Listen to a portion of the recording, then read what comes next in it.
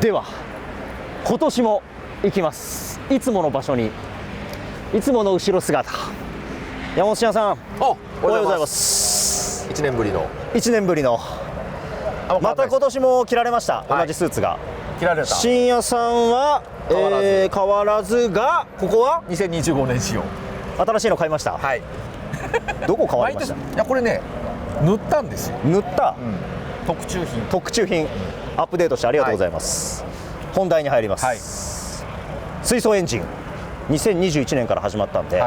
もう5年目になりますよ。そうですね。いろいろあっという間ですね。初年度ね、あんなにドキドキしてたのに、違うドキドキはあるんですけどね。なのでこれはもう定点観測なんで、いつもの場所で、いつもの格好で山本慎也さんに水素エンジンの進化について聞くということなので、5年目、液体水素3年目、今年のチャレンジはどうでしょうか？でもね、今年はある意味そのなんていうの、前半戦の集大成っていうところはすごい僕感じます。なんですか、その前半戦、どうやって前半ってまず分けるんですか？まず最初気体水素でやったじゃないですか、で次に液体水素、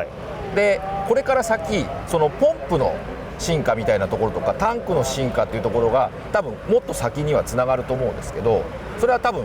いろいろなパッケージも全てガラッと変わる、今までの車ではないやり方をしていかなきゃならないんだけど、今のパッケージでは多分集大成に近い状況かなっていう気はしてるんですよ。そういう意味ではじゃあフェーズの最初のフェーズの最終段階ぐらいに来てる。そうですね。もちろんその何号目とかってよくね、言いたがる人いるんですけど、そういう意味ではない開発のフェーズとしての前半戦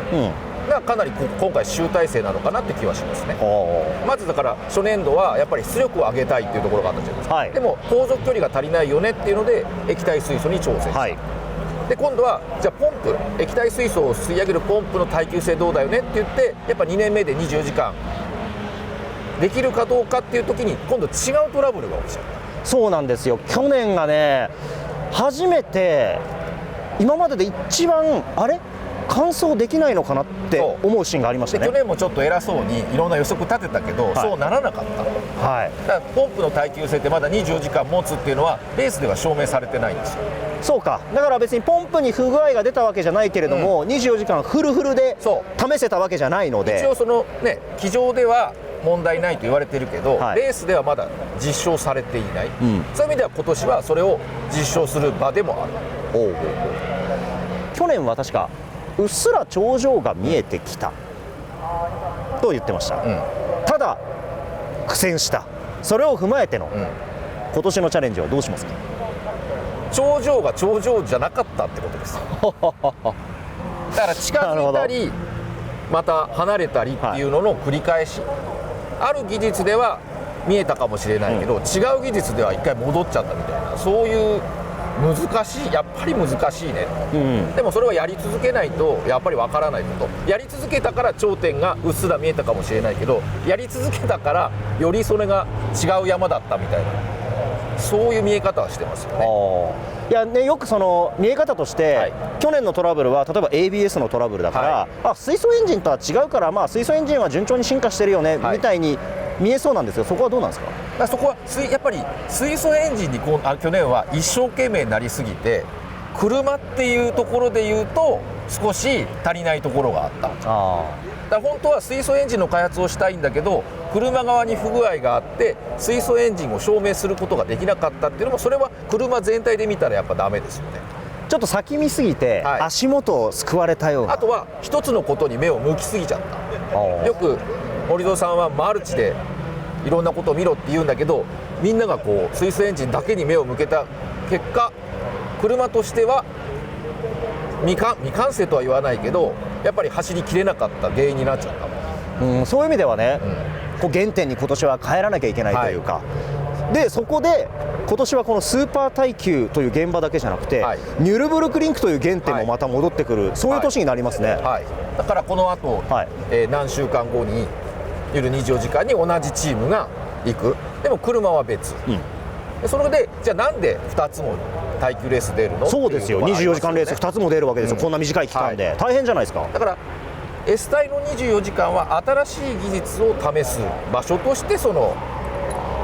戦う場所、はい、でニュル24時間はそれとは違ってやっぱりニュルは世界で一番厳しいコース、ある意味あそこを走りきれないと卒業試験を合格したとは言えない。だニュルは卒業試験の場なんですよ。そういうことなんだ、だからまだ水素エンジンは卒業試験を受ける段階ではそういう意味ではまだないですね。入学試験も受けてない状況、今予備校にいるような状況ですよね。でもその話聞くと、これってこの2つの場所があるってめちゃくちゃ大事じゃないですか。でその両方出てることがすごいんですよ。そうですよね。富士スピードウェイだけで分かることもあれば分からないこともある、ニュルで分かることも分からないこともある。両方だからそのクロスオーバーしていろいろな、課題も見えるし解決方法も見えるし。確かにね、森蔵さんに言われたんですよ。S 体は S 体、ニュルはニュル、こんな考え自体おかしいよと、ここはつながってんじゃないって言われたんですよ。ここが2つなんか両輪で、もっといい車作りの場として回っていくような、そんなイメージです。だから走る場所は多ければ多いほど車は鍛えられるって成瀬さんよく言ってるじゃないですか。道は鍛えるっていうのはどの道も必要、一つのところじゃなくていろんなところで走ることが大事。そういう意味では車作りというもの自体が進化してきている、そんな感じがしますね。ただね、ちょっと僕この練習走行予選見てると、そうじゃないところもある。進化していないというか、なんですか？ちょっと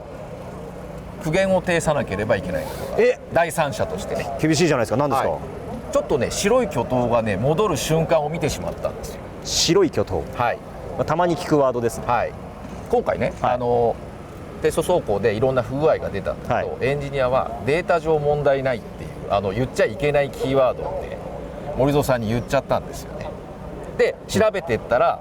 データが間違ってるっていう。やっぱり車を見て自分の目で判断して手を出してやっぱり確認しなきゃいけないっていう、そのまさにこの車開発の原点を多分エンジニアは気づかされたところはあると思います。そうですね。そこで気づいて立ち止まって、もう一度その姿勢に戻る、だからそれが原点回帰、再スタート、非常に大事な年ですね。エンジニアとしてもこの24時間は原点回帰かもしれないですよね。で同じチームがニュルに行くから、ニュルでも同じことが起きちゃったらやっぱり良くない。それが S 体で発見できたっていうのは一つのいいことかもしれないですよね。ニュルの前にね、今回 S 体がありましたから、もちろんどっちが上とか下とかないんですけど、 S 体からニュルへっていう時に同じ過ちをニュルでしたらやっぱり意味ないじゃないですか。そういう意味では今回はそういうところは見ていきたいなっていう気はしました。いや結構じゃあ今年もいろんな視点で見なきゃいけない感じですけど、信也さん24時間います。夜勤もやります。寝ないこれは僕ね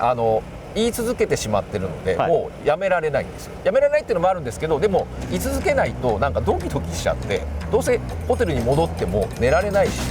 気になってやっぱ足運んじゃうんだったらもうこの場にいた方がいい。いやでも我々5年目でその分年も取ってますよ。それはもうね、やらなきゃいけない。僕はライフワークですからやれる限りはやる。じゃあ24時間、我々も耐久レース、頑張りましょう。よろしくお願いします。